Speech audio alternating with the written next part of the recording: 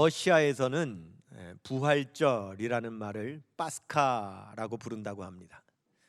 이 파스카라고 하는 말은 절망과 고통의 극복이라고 하는 파스카라고 하는 헬라어가 있는데, 그 헬라어에서 유래된 말 파스카, 파스하라고 합니다. 이 러시아의 이 파스하, 부활절 아침이 되면 러시아 사람들은 누구를 만나게 되면 그에게 먼저 이렇게 인사를 한다고 합니다. 크리스토스 바스크레스. 무슨 말이냐? 예수님 부활하셨습니다. 그런 말입니다. 그러면 그 말을 들은 사람은 바이스지누 바스크레스, 진실로 부활하셨습니다. 그렇게 화답을 한다고 합니다. 우리가 성탄절이 되면 대표적인 인사가 메리 크리스마스인 것처럼, 부활절이 되면 대표적인 인사는 러시아 정교회의 인사법인 크리스토스 바스크레스, 바이스지누 바스크레스, 예수님 부활하셨습니다, 진실로 그러합니다 라고 하는 인사라고 합니다. 이 시간 우리 한번 옆에 있는 분에게 인사하실 때 먼저 한 분이 예수님 부활하셨습니다 하시면, 여러분 들으신 분은 진실로 그러합니다 이렇게 우리 한번 인사해 보도록 하겠습니다. 예수님 부활하셨습니다, 진실로 그러합니다. 이제 여러분, 제가 여러분에게 그렇게 인사를 하면 여러분들도 진실로 그러합니다, 진실로 부활하셨습니다라고 화답해 주시기 바랍니다. 예수님 부활하셨습니다. 할렐루야. 예수님 부활하셨습니다. 예수님께서 부활하신 부활절 아침이 되면 모든 사람들은 이 예수님의 부활 소식을 전하죠. 우리는 모두 예수님의 부활 소식을 전해야 될 사명이 우리에게 있습니다. 그런데 예수님의 부활의 소식을 전할 때 이 부활의 소식을 불신자들에게 전하는 것과 이미 예수님을 믿고 있는 신자들에게 전할 때는 극명한 온도차가 있어요. 불신자들은 예수님의 부활을 믿지 못하기 때문에 예수님께서 부활하셨다고 하는 그런 증거를 대기를 원하죠. 하지만 우리는 예수님께서 부활하셨다고 하는 어떤 물적인 증거도 가지고 있지를 않아요. 그래서 지난 2000년 동안 예수님의 부활은 오직 선포의 복음으로 전했습니다. 예수님 부활하셨습니다라고 선포하는 거죠. 그 선포의 복음을 믿은 사람은 구원을 받고, 그 선포의 복음을 믿지 못한 사람은 구원을 받지 못하죠. 그런데 예수님을 믿은 사람에게 부활의 소식을 전할 때는 굳이 물증을 들어 증명하려고 애쓸 필요가 없어요.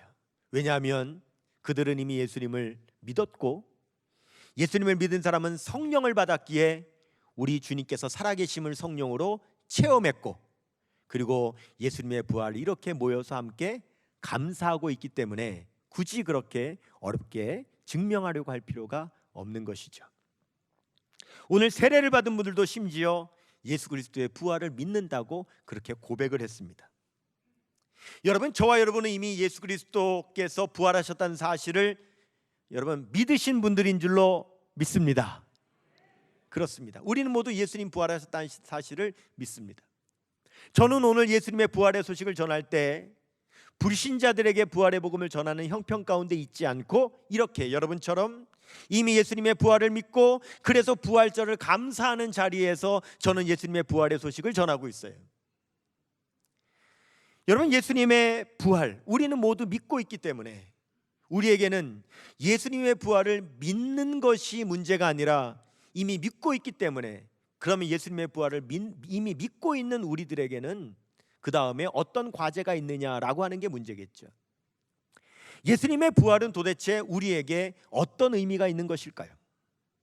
예수님의 부활은 우리에게 어떤 의미가 있느냐? 바로 오늘 말씀의 제목처럼 예수님의 부활이 내 부활이 된다라고 하는 의미가 있습니다. 한번 따라하겠습니다. 예수 부활 내 부활. 다시 한번요. 예수 부활 내 부활. 그렇습니다.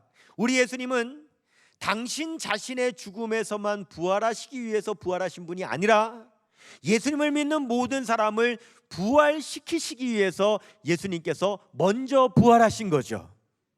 그래서 우리 예수님의 부활을 성경은 부활의 첫 열매가 되셨다, 그렇게 표현을 합니다. 고린도전서 15장 20절 말씀 같이 봉독하겠습니다. 그러나 이제 그리스도께서 죽은 자 가운데서 다시 살아나사 잠자는 자들의 첫 열매가 되셨도다 그랬어요. 여러분, 어떤 과일나무에 첫 열매가 열리지 않았는데 둘째 열매, 셋째 열매가 열릴 수 있나요? 그거는 말이 안 되죠. 첫 열매가 열려야 그 다음 둘째, 셋째 열매가 열리는 것이듯, 예수님께서 부활의 첫 열매가 되셨기 때문에 그 다음에 부활의 열매들이 우리를 통하여 주렁주렁 열리게 된다라고 하는 그런 의미를 담고 있는 거죠. 우리는 예수님의 부활을 믿는 단계에 있는 사람이 아니라 바로 예수님의 부활이 내 부활이 된다라고 하는 사실을 믿는 그 믿음의 단계에 있어요. 부활신앙은 그게 네 가지 단계로 되어 있는데, 첫 번째, 예수님의 부활을 믿지 못하는 단계. 두 번째, 예수님의 부활을 믿는 단계. 세 번째, 예수님의 그 부활이 바로 내 부활이 된다라는 사실을 믿는 단계. 마지막 한 가지가 더 있는데, 그렇다면 예수님의 부활이 내 부활이 된다라고 하는 사실을 믿는다면, 그러면 나는 부활 이후에 어떤 삶을 살게 될 것인가? 부활 이후에 우리의 삶을 믿는 그 단계가 우리에게 남아 있습니다.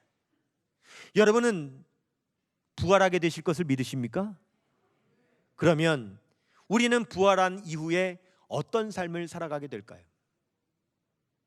예수님께서 요한복음 10장 10절에 이런 말씀을 하셨습니다. 도둑이 오는 것은 도둑질하고 죽이고 멸망시키려는 것뿐이요, 내가 온 것은 양으로 생명을 얻게 하고 더 풍성히 얻게 하려 함이라, 그런 말씀을 하셨어요. 이 말씀을 보면 도둑과 예수님의 공통점이 있네요. 둘 다 목적을 가지고 왔다라고 하는 거예요. 그런데 다른 점도 있어요. 도둑은 사람의 생명을 빼앗기 위해서 오지만 예수님은 생명을 주시기 위해서 오셨다는 거죠. 우리 예수님은 우리에게 생명을 주시기 위해서 오셨는데, 우리에게 주시는 생명이 어떤 생명이냐? 그 생명은 지금 우리가 육체를 입고 있는 이 생명이 연장되는 것이 아니라, 우리가 이 땅에서 한 번은 죽지만 다시 부활하여 부활체의 생명으로 영원히 살게 되는 그러한 생명을 우리 예수님께서는 주시는 거죠.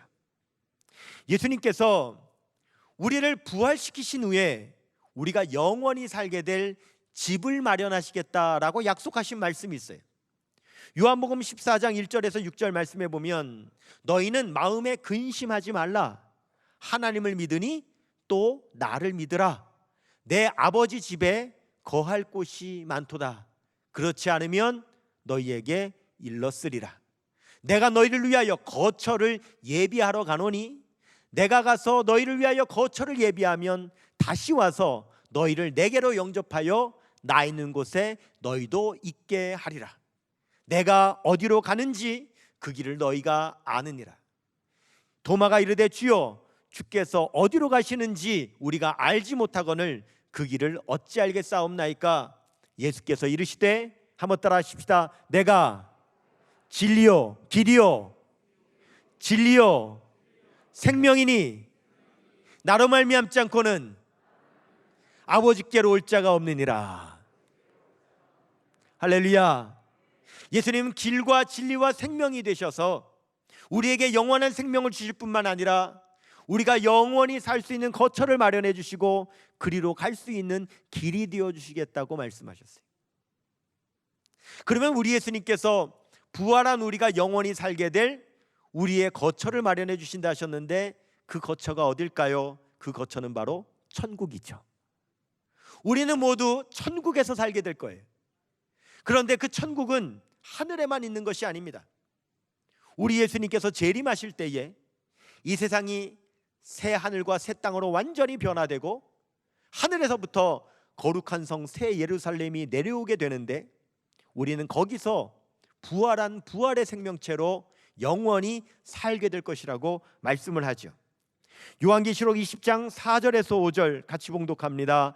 또 내가 보호자들을 보니 거기에 앉은 자들이 있어 심판하는 권세를 받았더라.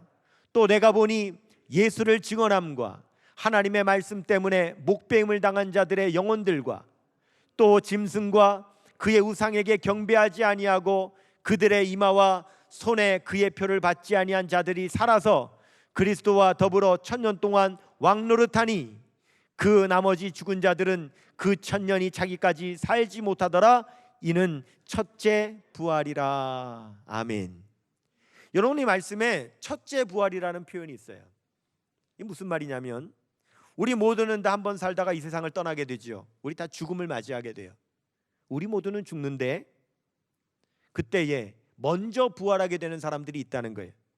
그 사람들은 복음을 전한 사람, 순교한 사람, 적그리스도 짐승의 표를 받지 않고 마지막 때에 끝까지 믿음 지킨 사람, 이 성도들이 먼저 부활하게 된다는 거예요. 그래서 먼저 부활하게 된다는 의미로 첫째 부활이라 그렇게 표현을 하는 거예요.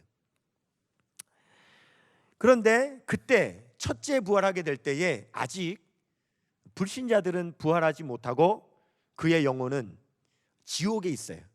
그렇기 때문에 가로 열고 5절 말씀에 보면 그 나머지 죽은 자들은 그 1000년이 차기까지 살지 못하더라 라고 그렇게 말씀을 하고 있는 거죠. 첫째 부활이 있다는 것은 둘째 부활이 있다는 얘기 아니겠어요? 둘째 부활은 무엇이냐? 둘째 부활은 이 세상에서 예수님을 믿지 않고 죽은 사람들이 지옥에 있다가 부활하게 되는 것을 둘째 부활이라 그래요. 나중에 그들이 둘째로 부활하게 되는데 그 부활하게 되는 이유는 백보자 우리 하나님께서 심판하여서 그들을 불못에 영원히 넣기 위해서 둘째 부활을 하게 하시는 거예요. 그때 우리가 지옥에 있다가 부활하여서, 우리가 아니라 불신자들이 지옥에 있다가 부활하여서 마지막 불못에 들어가게 되면 그것을 둘째 사망이라고 그렇게 표현합니다. 요한계시록 20장 13절에서 15절 봅니다. 시작. 바다가 그 가운데에서 죽은 자들을 내주고 또 사망과 음부도 그 가운데서 죽은 자들을 내주매 각 사람이 자기의 행위대로 심판을 받고 사망과 음부도 불못에 던져지니 이것은 둘째 사망 곧 불못이라 그랬습니다.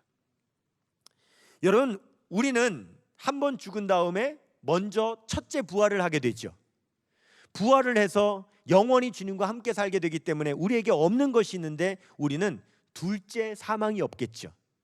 그래서 요한계시록 20장 6절 말씀 같이 봅니다. 시작. 이 첫째 부활에 참여하는 자들은 복이 있고 거룩하도다. 둘째 사망이 그들을 다스리는 권세가 없고 도리어 그들이 하나님과 그리스도의 제사장이 되어 1000년 동안 그리스도와 더불어 왕노릇하리라 그랬습니다. 이제 여러분 정리해 보겠습니다.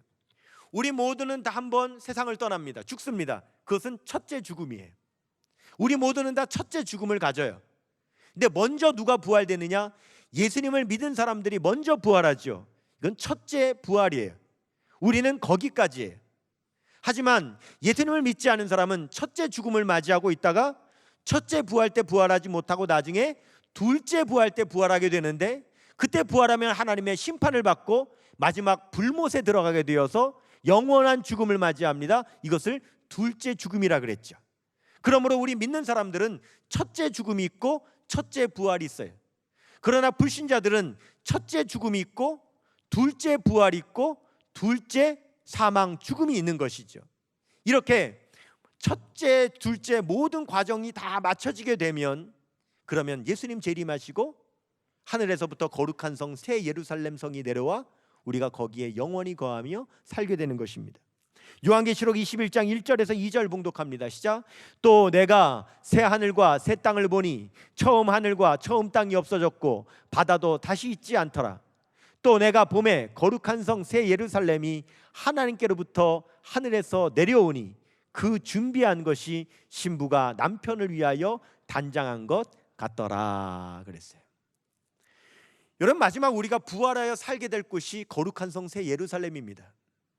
처음에는 우리 영혼도 천국에서 살지만 우리가 부활하게 되면 그 부활의 몸을 입고 하늘에서부터 내려온 거룩한 성 새 예루살렘에서 살게 되는데 그곳이 얼마나 아름다운지 사도 요한이 그 환상을 보았을 때 그 아름다움이 꼭 신부가 신랑을 위하여 단장한 것 같이 그렇게 아름답다 그랬습니다. 우리가 그곳에서 영원히 살게 될 텐데 그곳에서의 삶은 어떤가? 사망도 없고 애통도 없고 아픈 것도 없고 슬픈 것도 없고 더 이상 눈물도 없는 삶을 살게 될 것이라고 말씀하지요. 요한계시록 21장 3절에서 4절 같이 읽습니다. 시작. 내가 들으니 보좌에서 큰 음성이 나서 이르되 보라 하나님의 장막이 사람들과 함께 있음에 하나님이 그들과 함께 계시리니 그들은 하나님의 백성이 되고 하나님은 친히 그들과 함께 계셔서 모든 눈물을 그 눈에서 닦아주시니 다시는 사망이 없고 애통하는 것이나 곡하는 것이나 아픈 것이 다시 있지 아니하리니 처음 것들이 다 지나갔음이러라. 아멘. 이것이 저 여러분 부활한 성도들의 영원한 삶인 것을 믿으시기를 바랍니다. 여기까지 믿으면 우리는 부활신앙의 4단계에 다 도달하게 됩니다. 첫 번째 단계, 예수님을 믿지 못하는 단계에서 두 번째 단계, 예수님의 부활을 믿는 단계, 세 번째, 예수님의 부활을 믿는다면 우리도 부활하게 될 것을 믿는 단계, 마지막 네 번째는 부활한 우리들은 천국, 새하늘과 새 땅, 거룩한 성 예루살렘에서 바로 영생 복락을 누리며 살게 되는 단계. 우리가 이 4가지의 단계를 다 믿으면 부활신앙의 4단계를 다 믿게 되는 겁니다. 여러분, 이 성경 말씀, 하나님의 말씀이 참 신비하고 오묘하죠. 저는 6살 때부터 교회를 다녔으니까 제가 그때 성경을 얼마나 읽었는지는 모르겠지만 그래도 성경책을 들고 교회를 다니고 교회에서 설교 말씀도 듣고 성경을 읽었겠죠.